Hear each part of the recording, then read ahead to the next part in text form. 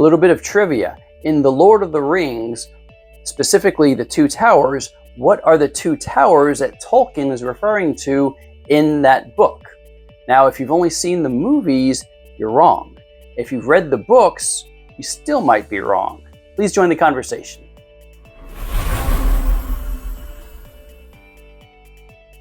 Hey everybody, welcome to D3 Reads. I'm Eric, and today we might fight, but in a good-natured way. We're going to talk about the best and the worst screen adaptations of some of our favorite fantasy, science fiction, and horror books. What landed me here on this subject is last week I posted a video talking about the Murderbot Diaries. And I'm not going to rehash that here. If you haven't seen it, please check it out. I'll put a link into the video. Let's talk about which movie adaptation, which live action adaptations of our favorite books actually get what seem to be closest to the intent of the author. So obviously there's a ton of books that could fit into that category. We don't have time to cover them all, so this will probably be a series. So I'm going to hit some classics, but I would love some comments from you all. What are some of the best or worst adaptations of books that you have seen, and we will discuss them in future videos, okay? But first, let's set some ground rules. I don't want anything I'm about to say to come across as insulting or demeaning or derogatory to anybody who likes things that I don't like. There are going to be some film adaptations that I don't care for that you may love, and I am not in any way trying to say that you shouldn't love anything, right? So we're going to talk about these adaptations in two aspects. One, does it seem to align with the story that the authors originally told? That's obviously going to be very, very subjective. And two, whether or not it was an enjoyable movie or adaptation. Okay, so again, two very, very subjective things. But at the end of the day, if you enjoyed it, it was good for you, and we're not going to leave here saying, well, I hated this movie, you should hate this movie too. With that said, let's dive in. Probably to the most contentious of all of them, we're going to talk about Peter Jackson's The Hobbit and The Lord of the Rings. We're going to go ahead with The Hobbit first, because I think that's going to be the least controversial. I don't think many people are going to argue with me if I say that the adaptation of The Hobbit veered wildly off course from Tolkien's book, The Hobbit. The Hobbit, I think, is almost a near perfect fantasy book. It's fun, it's imaginative, it's exciting, it's engaging. We're introduced to the wonderful world of Middle-earth. The characters are relatable and just fun to get to know throughout. Of course, you all know the story. The dwarves of the Lonely Mountain are coming together to reclaim their gold that was taken years and years ago by the dragon Smaug, and so the wizard Gandalf assists them by getting them a burglar in the form of the Hobbit Bilbo Baggins. They come together and they journey across the land through the Misty Mountains and through Mirkwood till finally they get to Erebor and have to face the dragon. That's the story, right?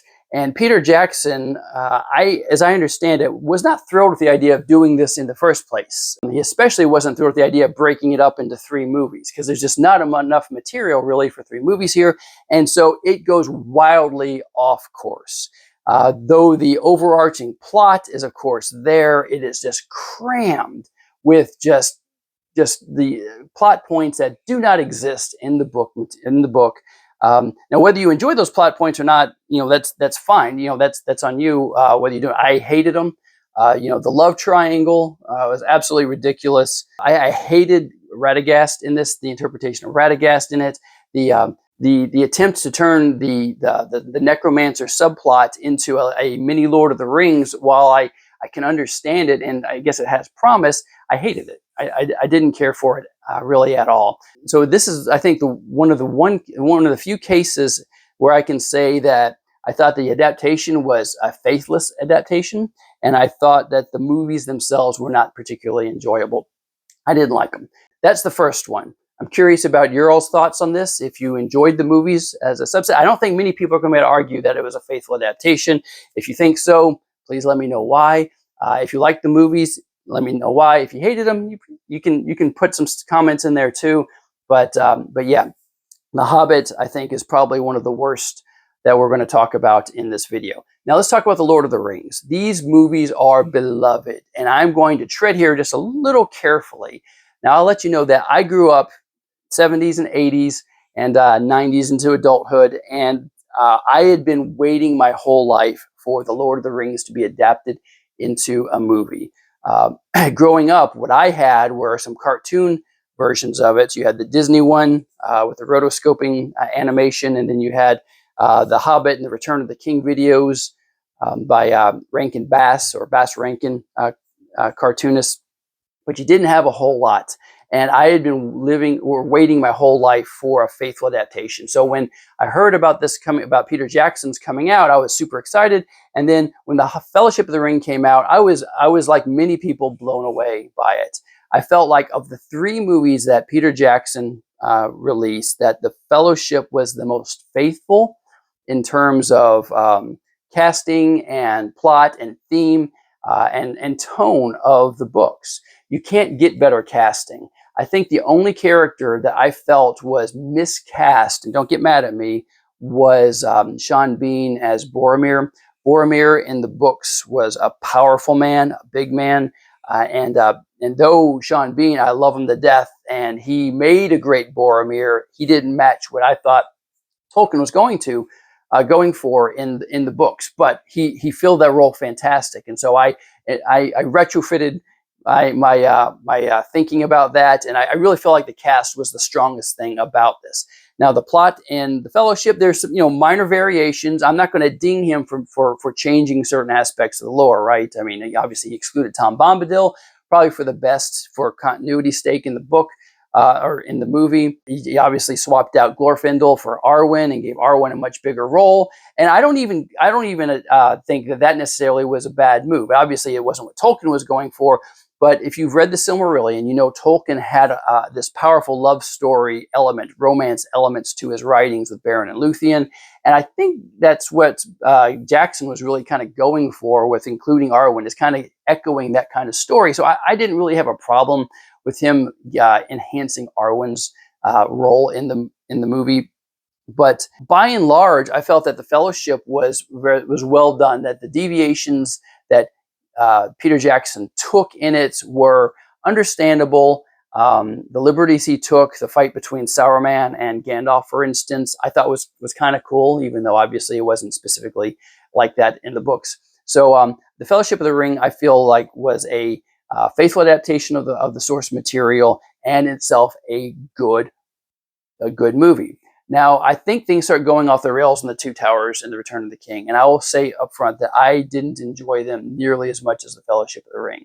One of the biggest problems I have was that it starts, although there's hints of it in The Fellowship, Gimli becomes comic relief starting in The Two Towers and really in The Return of the King. I despise that. I really felt like that was just a cheap nod to the need for comic relief in a movie, and so they threw it on Gimli. I did not like it. I thought the character of Gimli was played very well by John Rhys Davis, and he deserved better material than what he got in there. So I didn't care for that.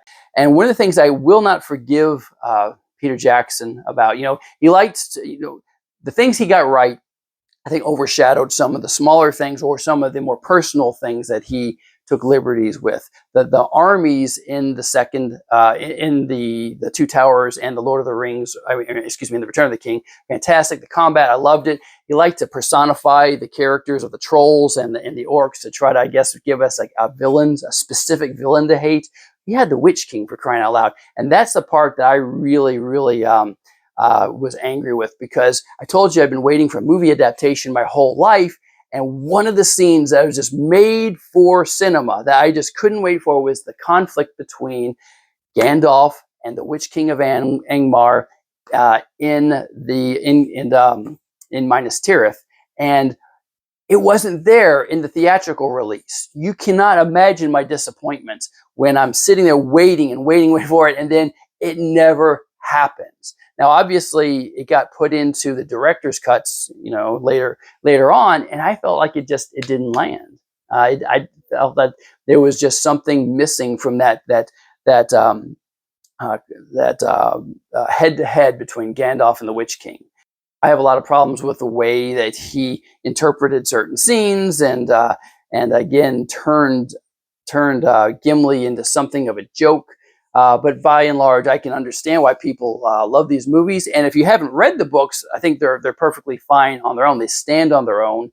and it probably brought a lot of folks into reading the Lord of the Rings because of the merits that the movies have. So the Lord of the Rings, decent adaptation. I felt the Fellowship of the Ring really carried a lot of it.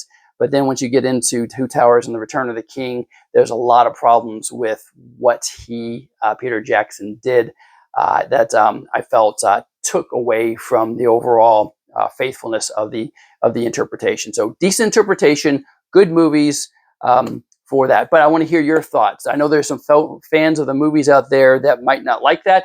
Let me know. Let me know what you thought about it as an adaptation of The Lord of the Rings. Some people might prefer the movies over the books, not me. So let me know your thoughts on The Lord of the Rings. Okay, next we're going to go back a little bit as far as movies, and we're going to talk about Stephen King's Salem's Lot.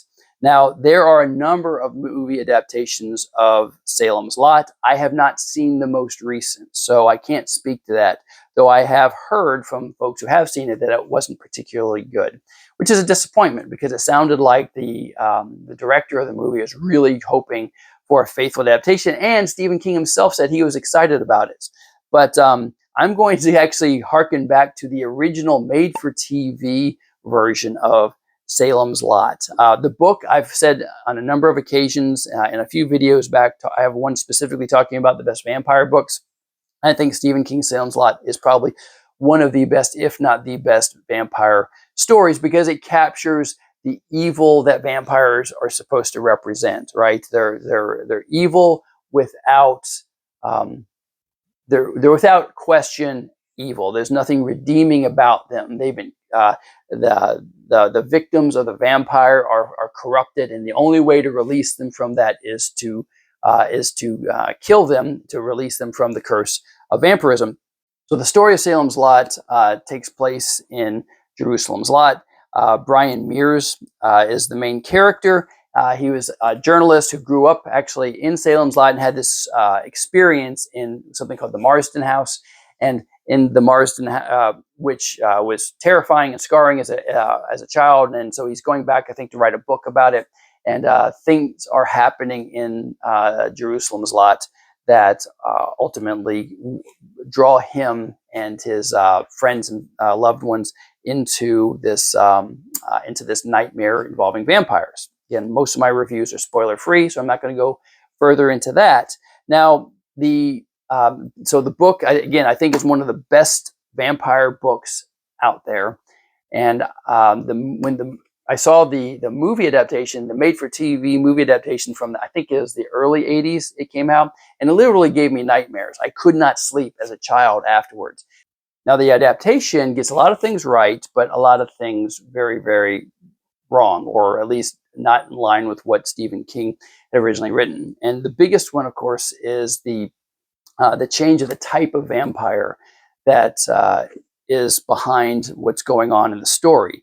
Kurt Barlow is the name given to the vampire that's behind all this. And in the book, he's more of a what you might say more of a Bela Lugosi or even Christopher Lee type vampire, very handsome in appearance, very commanding and thinking kind of vampire. Whereas in the movie, you get this more beast type vampire. Barlow is more in the line of Nosferatu. So the vampire behind it is very, very different, which sets a very different tone throughout. Now, the vampires, I think, in both the book and the movies are the spirit of them is totally in line. I mean, if you've seen this, Salem's Lot from the early 80s, it's absolutely horrifying. These vampires are remorseless killing machines.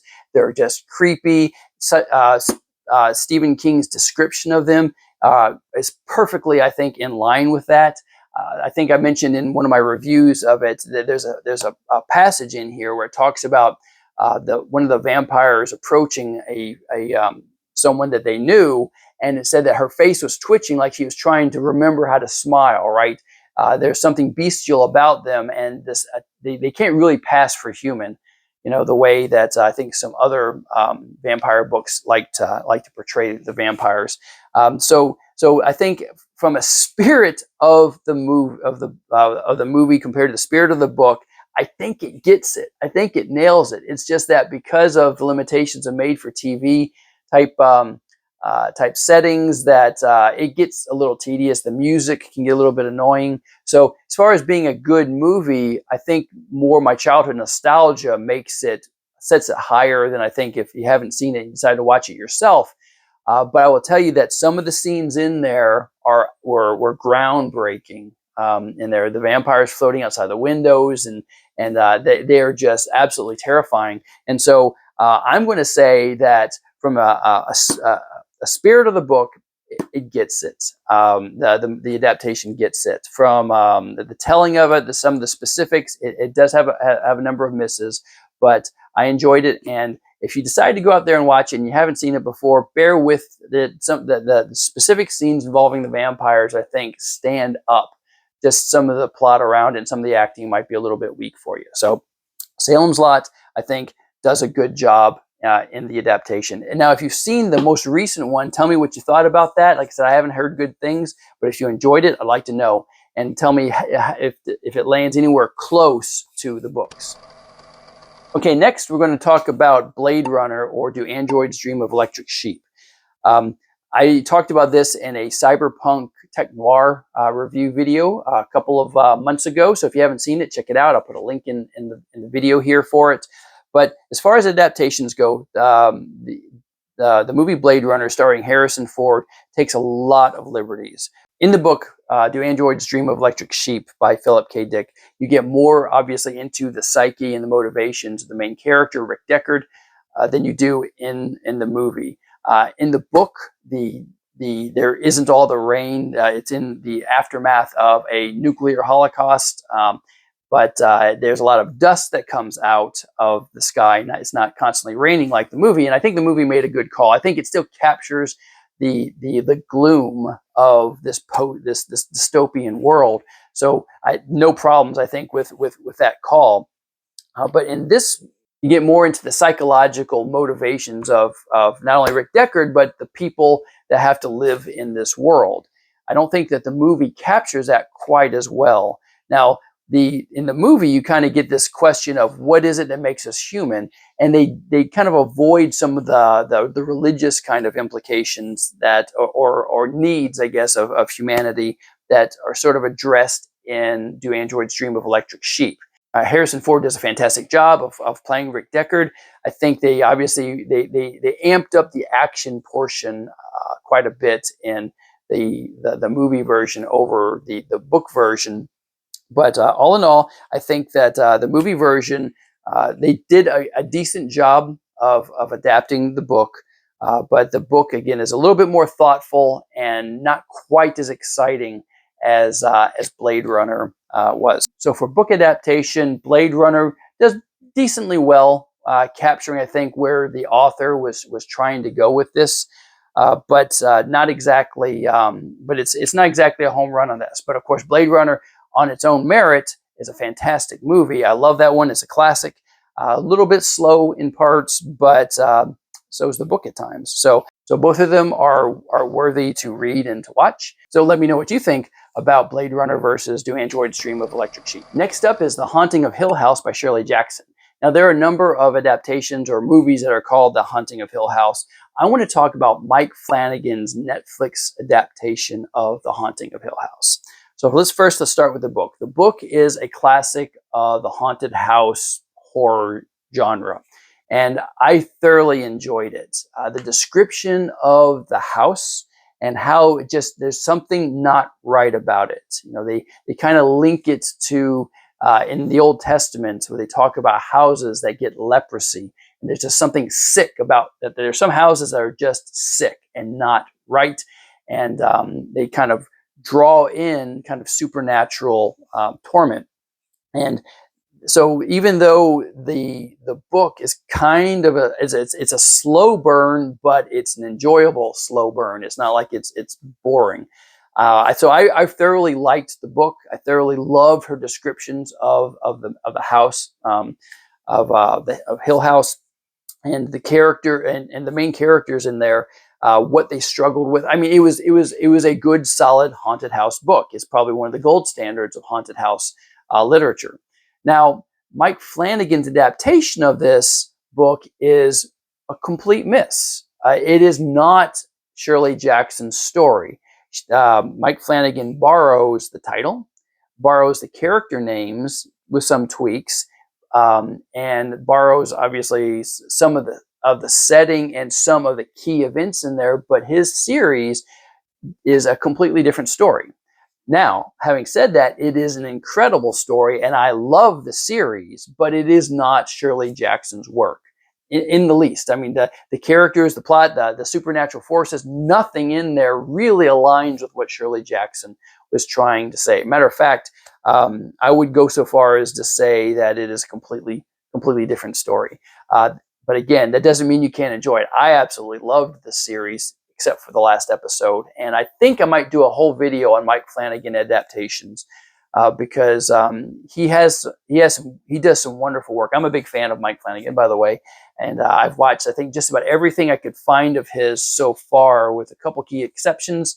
But The Haunting of Hill House, if all you've seen is the Netflix adaptation, you don't know what Shirley Jackson's book is about, and that's fine. I mean, so what I'm saying is, read it because it's different and it's a whole new story, and you get to read. You can connect what dots there are between Mike Flanagan's adaptation, which again is scary and it's creative and it's visually stunning, but it's not Shirley Jackson. So this is where we get into the interesting. As far as being faithful to the author's work, not at all. I will go so far as to say it is like 95% different than the book. It's essentially Shirley Jackson flavored horror, but the series itself, fantastic, scary, and well worth your time. So that adaptation, not a good adaptation, but a great movie, so or a great series. So you should definitely check out both if you haven't.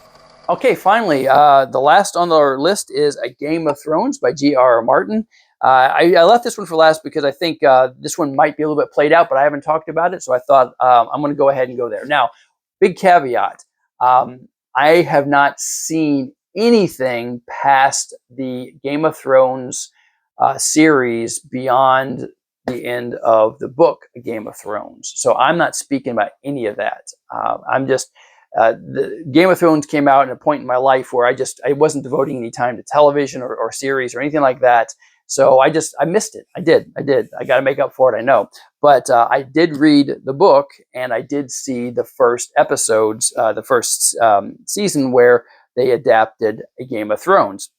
And so the book is one of my favorite fantasy novels. I've made that clear, I think, in a number of videos so far. I think G.R.R. Martin is one of the...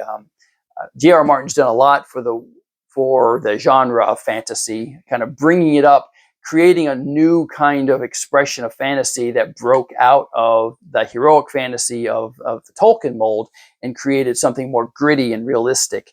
And he also, I think, popularized this notion of killing popular characters. He's not afraid of the consequences of bad decisions affecting even the most relatable and fun characters. So that is where I think the adaptation on HBO really did well. I think the casting of A Game of Thrones was fantastic. Peter Dinklage's casting as the imp, Tyrion Lannister, was, I think, inspired. And he seemed to really carry a lot of the plot going forward after the first book in particular, in the subsequent series adaptations.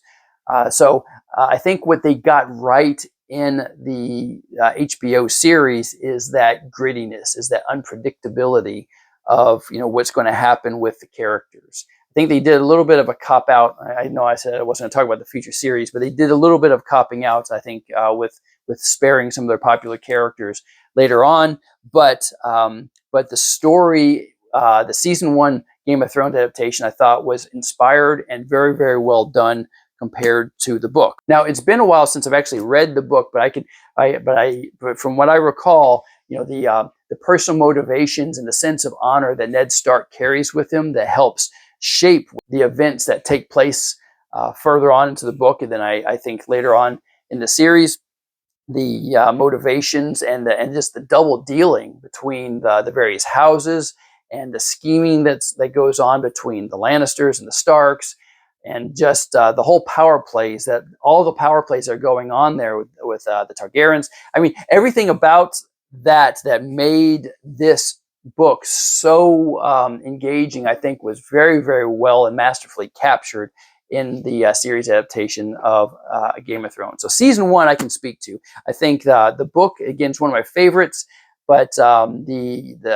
HBO series did a fantastic job adapting season 1. I can't speak to the series after that, and I know that it kind of left some fans a little disappointed from what I understand with the way they kind of wrap things up, but eventually I will get there, and I can maybe make another video to catch up on that. So that's it. There are so many more great books out there that have been adapted for film. I want to follow up with another video talking about some of those. We got, Ender's Game, Starship Troopers, also the Interview with the Vampire. So we are definitely going to do another one of these videos. Let me know what your favorites are, what needs attention. What should we talk about next when we're talking about movie adaptation? So please leave a comment. If you haven't liked and subscribed, please do so. This has been a fun video to make, so I hope you guys enjoyed it, and we will see you next time. Have a great day, everybody. Keep reading.